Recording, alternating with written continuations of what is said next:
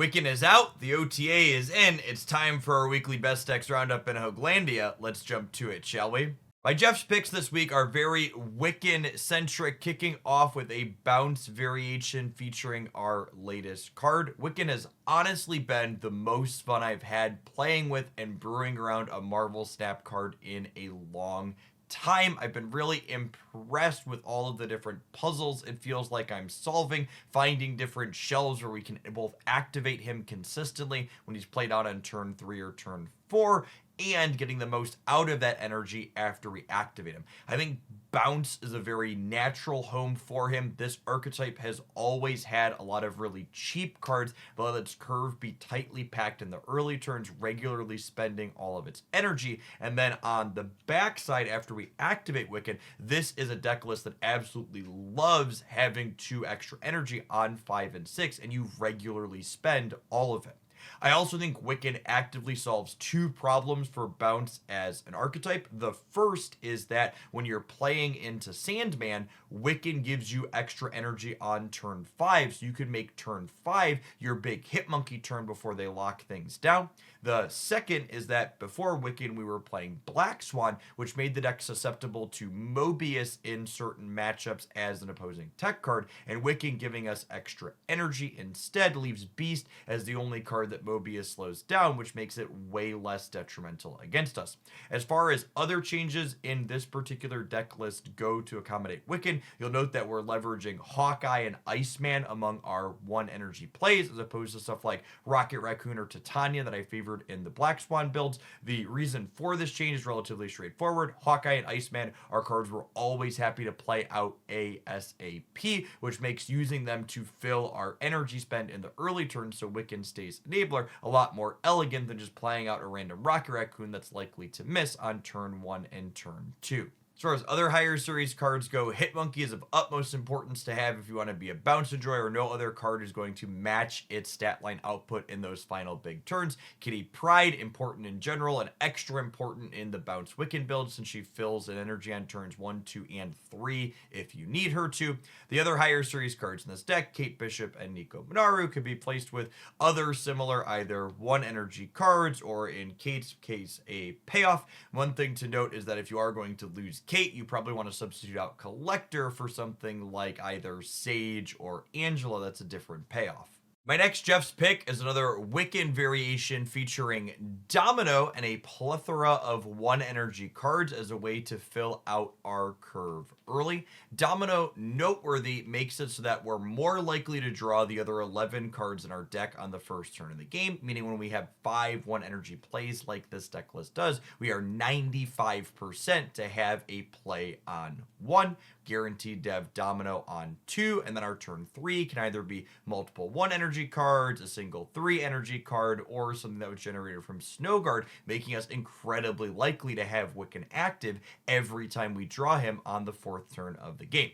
As far as actually winning the game goes, we use this extra energy in a couple different ways. We can pass, soaking a ton of energy into Sunspot to then slam a Red Hulk and a She-Hulk on the last turn of the game in a way that's worse for our opponent to keep up with. We can scale up our 1 energy cards with Marvel Boy, and then we tie the room together with Kyera to protect everything that we're putting points on the board with, as well as Hope Summers, who can kind of act as a backup accelerant when Wiccans know where to be found.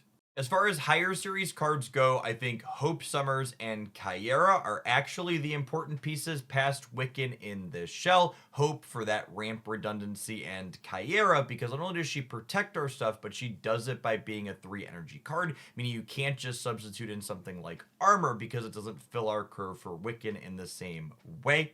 Other cards are fairly replaceable here. Red Hulk could just be another large thing like Doctor Doom or even a regular Hulk. Marvel Boy could substitute for Viper since she gives us a way to send Hood across the board, mitigating its downside. And then Ham, Nico Minaru, and Snowguard can be other proactive 1 energy plays that you don't mind playing out on turn 1 right when you draw them, such as Iceman or Korg.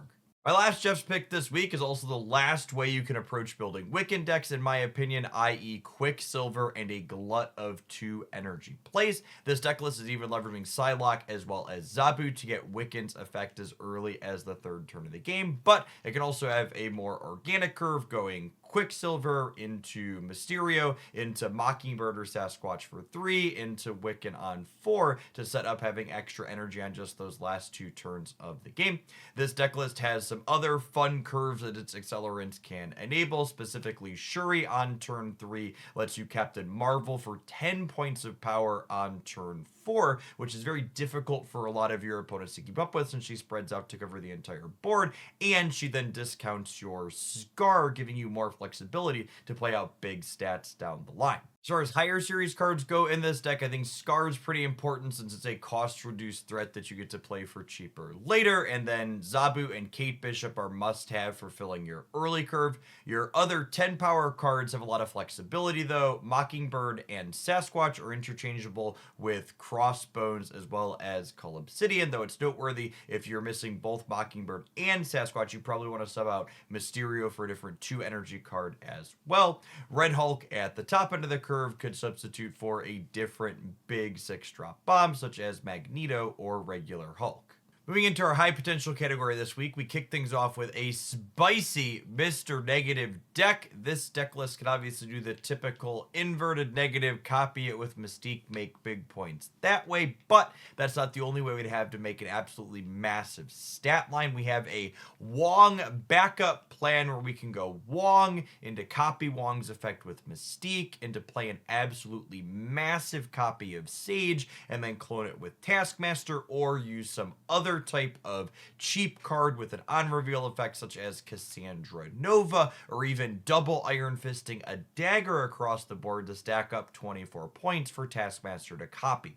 The big thing that stands out in my mind about this deck being sweet is that in addition to having multiple lines of attack with Mr. Negative, the Taskmaster game plan can also be executed in one fell sweep in games where Mr. Negative is nowhere to be found, thanks to Ravonna Renslayer making all of our 0 power things 1 cheaper. As far as higher series cards go, Ravonna Renslayer is not negotiable in this deck list, and then Cassandra Nova and Sage you need at least one of, the second being replaceable with a copy of Wolfsbane.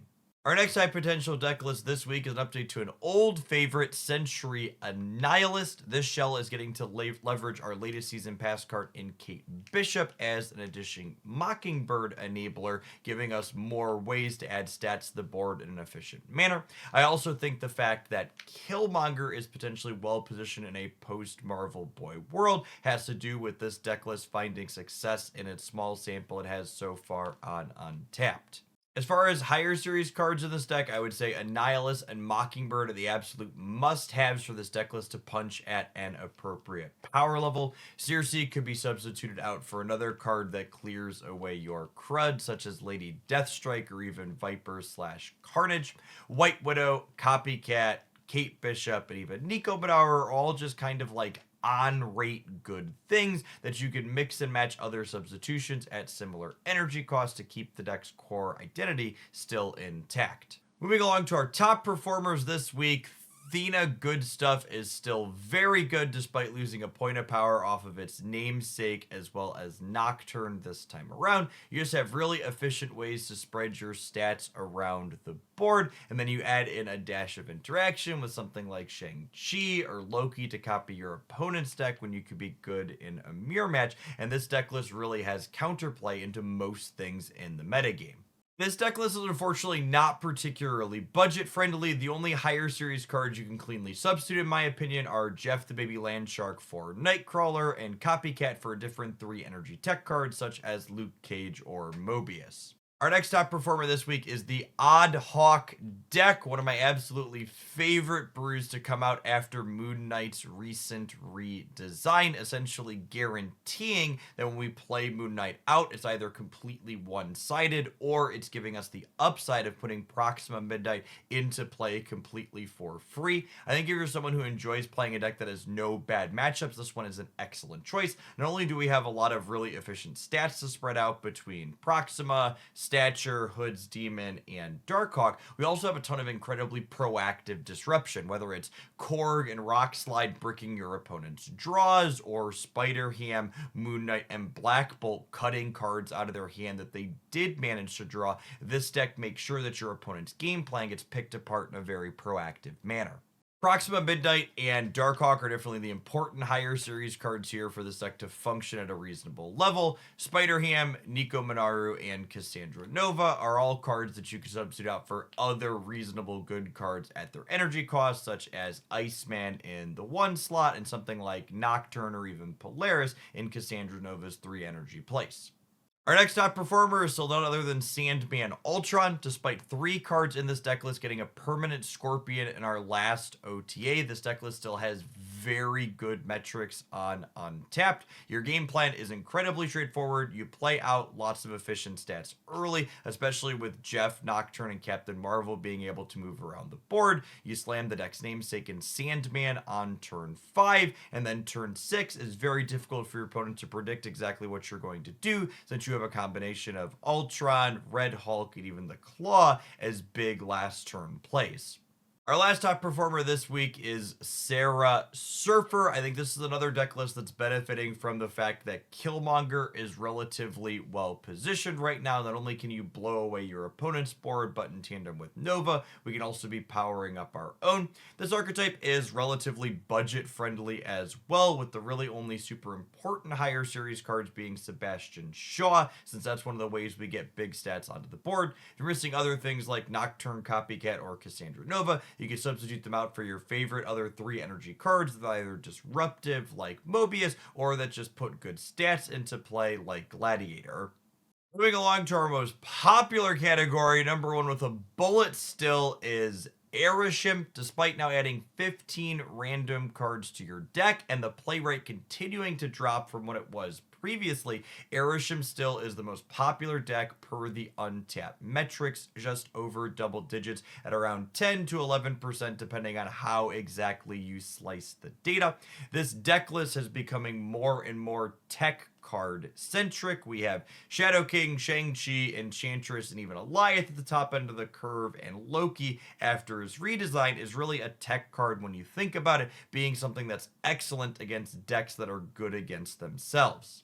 Our second most popular deck also has the best performance metrics of all the decks in the popular category this week, and that is Marvel Boy Gilgamesh Zoo. This deck list has really fully come into its own after Gilgamesh and now Marvel Boy added more consistent ways to add stats to the board. It's been consistently putting up numbers week in and week out, and I expect it to be a mainstay in the format moving forward, despite Killmonger giving it fits when Kyera is nowhere to be found. Killmonger, the last deck in the popular category this week, is just stock destroy. Nothing really noteworthy here. These 12 cards have been pretty set for a while now. If you want to blow up your own cards and occasionally your opponent's 1-drops for fun and profit, this is the way to do it. All in all, I've really been enjoying playing Marvel Snap lately. Wiccan has been a ton of fun, and the metagame in general has a ton of people playing a ton of different decks, leading to a lot of interesting matchups and unique situations to puzzle out. It is worth calling out here at the end that you'll note that there's no Thanos deck, sadly, in the roundup this week. I didn't even have any that I felt I could put as a best-in-class pick, because I didn't find any on stream personally that I enjoyed, and none of the metrics on any of the Thanos decks on Untapped or anything other than abysmal. If you feel you've cracked the Mad Titan with Mindstone's recent buff back to 1 energy, I'd love to hear about it in the comments down below. As always, if you enjoyed my roundup for the best decks this week, be sure to snap that like button and make sure you're subscribed to the channel so you don't miss any other Marvel Snap game news and other updates here every single week.